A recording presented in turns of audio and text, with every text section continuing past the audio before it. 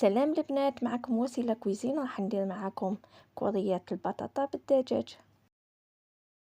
في مقلاة ندير الزيت مع مغرفة مارغرين ونحط الثوم مع الدجاج يتقلاو.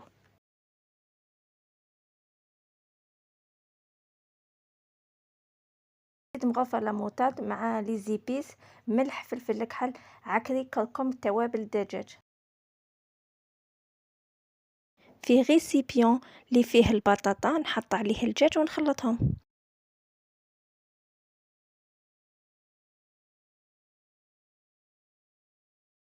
كي يبرد نشكلهم كوريات ونحط داخلهم الفرماج وندخلهم فريجيدار باش يحكموا روحهم. في الطبسين ندير 2 حبات بيض مع لا شابلور. كي يحكموا روحهم نحطهم في البيض ونزيد نحطهم في لا شابلور ونقليهم في الزيت سخونه.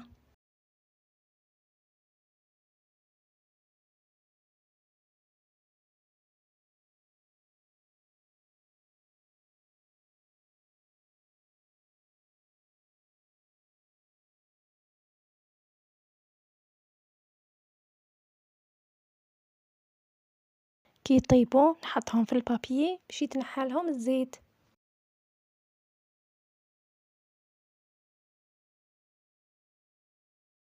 هاي لك وصفة اليوم، جاو بزاف بنان.